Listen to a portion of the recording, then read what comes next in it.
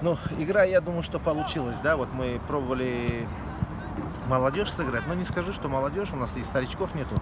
Вот, постарались ребята, да, волнений было. Вот я единственное считаю, что у нас не хватило мастерства, где-то нужно выдержать паузу, где-то сыграть. Вот второй тайм они немножко раскрепощеннее сыграли и, в принципе, имели преимущество. И моменты у нас появились такие, не скажу стопроцентные, но какие-то моменты были и в атаке, что-то у нас получалось. Поэтому, исходя этой игры, я думаю, что больше нужно играть ребятам.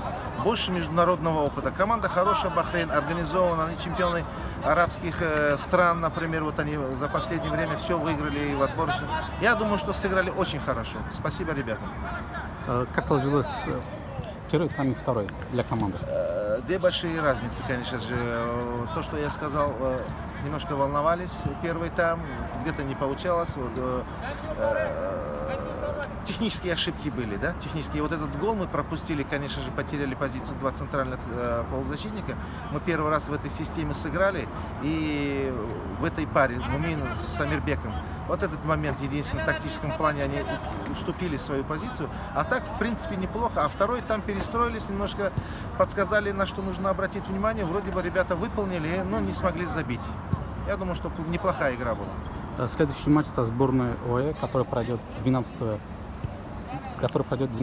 Да, ноября. будем к ней готовиться, посмотрим, кто будет в хорошем состоянии.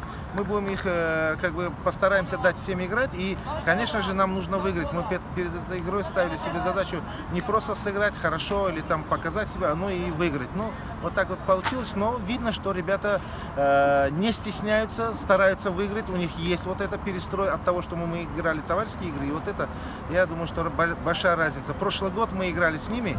Правда, у нас был состав, у нас 6-7 человек изменилось, да, мы 5-0 проиграли, а вот сегодня 1-0, ну, могли бы вытянуть и ничью, и при удачном раскладе можно было и сыграть получше.